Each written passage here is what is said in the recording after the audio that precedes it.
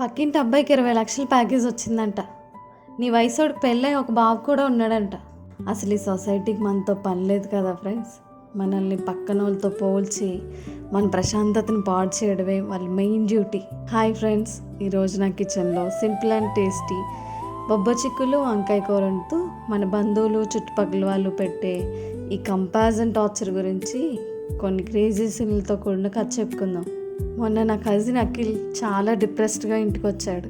అఖిల్ ఇప్పుడే బీటెక్ పూర్తి చేసి స్టార్టప్ కంపెనీలో చిన్న జాబ్ చేస్తున్నాడు. తన శాలరీ 30,000. తను హ్యాపీగానే ఉన్నాడు. కానీ మొన్న వాళ్ళు పెద్దమ్మ కూతురు పెళ్ళికి వెళ్ళాక అక్కడ బంధువుల మధ్య జరిగిన కొన్ని సీన్లు తన మైండ్ని టోటల్గా పాడు చేసేసాయి. అక్కడ ఏం జరిగిందో ఒక్కొక్కటి చెప్తా వినండి. పెళ్ళిలో అఖిల్ హ్యాపీగా భోజనం చేస్తూ ఒక చోట కూర్చున్నాడు. దూరం చుట్టాలకు ఆయన వచ్చి ప్లేట్ పట్టుకుని వచ్చి పక్కన కూర్చున్నాడు. కూర్చోవడమే ఆలస్యం. అఖిల్ బాబు, చదువైపోయింది కదా, ఏం కంపెనీ, ప్యాకేజ్ ఎంత అని అడిగాడు. అఖిల్ చాలా వినయంగా, ఒక చిన్న స్టార్టప్ కంపెనీలో చేస్తున్నాను అంకుల్, 30,000 ప్యాకేజ్ అన్నాడు. అంతే.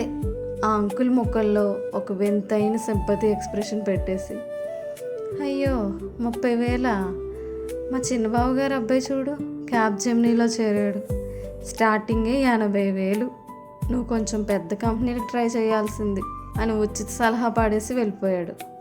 అఖిల్ నోట్లోకి ముద్దు కూడా దిగలేదు. భోజనాలు అయ్యాక బంధువులంతా హాల్లో కూర్చుని మాట్లాడుకుంటున్నారు.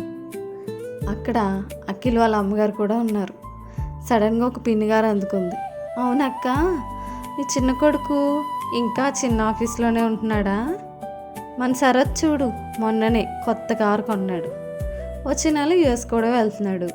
పిల్లలకి చిన్నప్పటి నుంచి కొంచెం గైడెన్స్ ఇస్తేనే కదా వాళ్ళు పైకి వచ్చేది అంది. అందరి ముందు వాళ్ళ అమ్మగారి ముఖం చిన్నపోయింది. ఆ సీన్ చూసి అఖిల్కి వచ్చిన కోపం అంతా ఇంత కాదు. వాళ్ళ అమ్మగారు తలదించుకోవడం అఖిల్ని లోపల చాలా గట్టిగా దెబ్బతీసింది. పెళ్ళి అయిపోయింది. ఇంటికి వస్తున్నంతసేపు కార్లో ఎవరూ మాట్లాడుకోలేదు. ఇంటికి రాగానే అఖిల్ రూమ్లోకి వెళ్ళి తలుపు వేసుకున్నాడు. నేను మా అమ్మకి మంచి పేరు తీసుకురాలేకపోయాను, నా ఫ్రెండ్స్ అందరూ పెద్ద కంపెనీల్లో ఉన్నారు, నేను మాత్రమే వెనకబడిపోయాను అని తీవ్రమైన సెల్ఫ్ డౌట్లోకి వెళ్ళిపోయాడు. మన 20sలో వచ్చే దారుణమైన సిచ్యువేషన్ ఇదే ఫ్రెండ్స్. మనం ఎంత హ్యాపీగా ఉన్నా, మన కెరీర్ని బిల్డ్ చేసుకుంటున్నా, ఎవడో వచ్చి వేరే వాడి సక్సెస్ని మన ముఖాన్ని కొట్టగానే మన ప్రయాణం తప్పేమో అని ఆడడం స్టార్ట్ చేస్తాం. నేను అఖిల్కి ఒకటే చెప్పాను, ఈ వంకాయని చూడుకి మనం లోపల వరకు ఉప్పు కారం పట్టాలని ఘాట్లు పెడతాం. ఇప్పుడే కూర టేస్టీగా అవుతుంది. లైఫ్లో ఈ బంధువులు పెట్టే ఘాట్లు కూడా అంతే. అవి మనల్ని బాధ పెట్టడానికి కాదు, మనల్ని ఇంకా స్ట్రాంగ్గా మార్చడానికి అనుకోవాలి. ఇంకొకటి, బీన్స్ని వంకాయతోనే వండాలి, పక్కనున్న పన్నీర్తోనో లేదా చికెన్తోనో పోల్చలేం కదా. దేని టేస్ట్ దాందే, దేని వాల్యూ దాందే. అలాగే శరత్ ప్రయాణం వేరు, నీ ప్రయాణం వేరు. వాడు హై ఫ్లేమ్లో ఉన్నాడు, నువ్వు సిమ్లో మెల్లగా మగ్గుతున్నావు. లేట్ అయినా సరే నీకంటూ ఒక పర్ఫెక్ట్ టేస్ట్ వస్తుంది.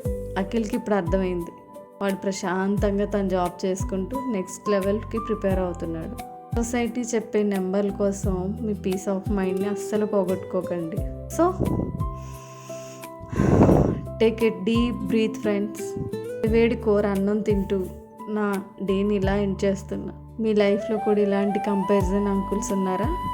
ఉంటే కింద కామెంట్స్లో షేర్ చేసుకోండి. మళ్ళా రేపు మరో ముచ్చటతో కలుద్దాం. మీ తేజు.